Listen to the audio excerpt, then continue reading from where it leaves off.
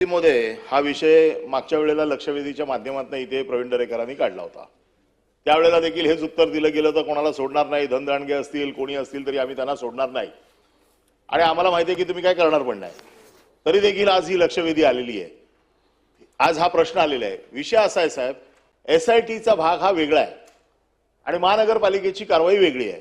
SIT काय बघते, याच्यात झालेली फॉर्जरी, याच्या जी बनावट कागदपत्र झालेली आहे ती तुम्ही मान्य केलेली आहे, त्याचा एसआयटी चौकशी चालू आहे। त्याला आयपीसीच्या खाली जो काय त्याला काय त्याची कारवाई होईल ती होईल, कोण अटक होतील ते होतील। एसआयटीचा भाग आणि मुंबई महानगरपालिकेचा भाग हे दोन वेगवेगळे विषय आहेत। प्रवीण दरेकरांची मागणी अशी आहे की जे लोक एसआयटी मध्ये ज्यांची तुम्ही चौकशी करताय, तुम्ही हे मान्य केलंय की इथे फॉर्जरी झाली आहे, इथे बनावट नकाशे तयार झालेले आहेत, 1960च्या अगोदरचे पुरावे झाले आहेत, हे सगळं तुम्ही मान्य केलेलं आहे। त्याच्यामुळे त्यांच्यावरती फक्त चार्ज फ्रेम करायचं आहे आणि त्यांच्यावरती कारवाई करायची आहे।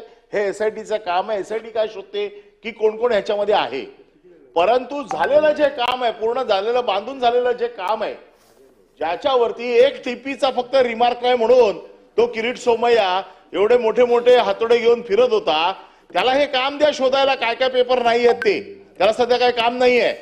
आणि महत्वाचा विषय असा आहे की प्रवीण दरेकरांचा स्पेसिफिक प्रश्न आहे की तुम्ही ज्यांना प्रोटेक्शन नाही हायकोर्टाचं ते तर आज इल्लीगल ठरलेलेच आहेत, कारण तुम्हीच मान्य केलेलं आहे की त्याचा रिपोर्ट खोटा आहे म्हणून।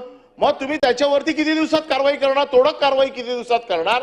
एसआयटीचं काम वेगळं आहे, ते त्यांना शिक्षा देतील आयपीसी मध्ये, परंतु तोडक कारवाई किती दिवसात करणार त्याचा टाइम बाउंड। आणि हे जे तुम्ही सांगितलं ना, परिमंडळ 3, परिमंडळ 4, परिमंडळ 5, हे उपायुक्त कोण आहेत?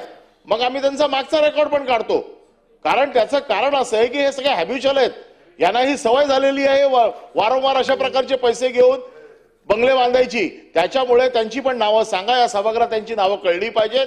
त्यांच्यावरती किती दिवसात हे तुम्ही कारवाई केलेले छोटे छोटे लोक आहेत, हे छोटे लोक आहेत फार, तुम्ही मोठ्या माशांना पकडा त्याच्यामध्ये, तर ते कोण उपायुक्त आहेत त्यांची नावं सांगा आणि तुम्ही किती दिवसात कारवाई करणार आहेत ते सांगा। सभापती महोदय, 320 मिळकतीला आपल्याला तोडायचं आहे जे त्या ठिकाणी झालं आहे।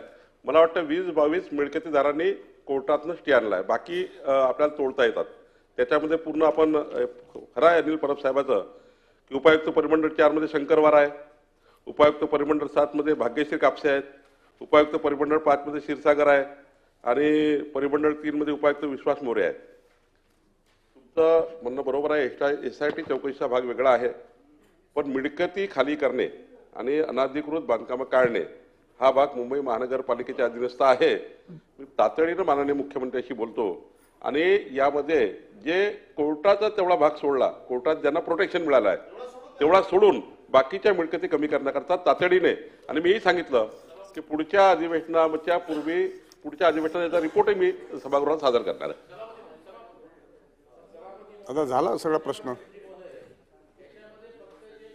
ऑर्डर्स आहेत सांगितलं ना त्यांनी, याचा मंत्री पण ऐका महोदयांनी। ना, माझा प्रश्न नाही तर सांगितलं कसं, कोर्टाच्या ऑर्डर ह्या अधिकाऱ्यांशी साटलोट करून तुमचे अधिकारी कोर्टात पाठवतात, कोर्टातनं कसा स्टे मिळेल याची व्यवस्था तुमचे अधिकारी त्या ठिकाणी करत असतात, त्याचा पण आपण रिव्ह्यू घ्या, कारण कोर्टामध्ये त्यांना पूरक सगळे डॉक्युमेंटेशन तुम्ही ज्या कोर्टातनं स्टे आणा अशी ती प्रकरणं आहेत, तर त्याचाही आपण रिव्ह्यू घेऊन अशा केसेसचा आपण दखल घ्या आणि त्याच्यावर योग्य ती कारवाई करा।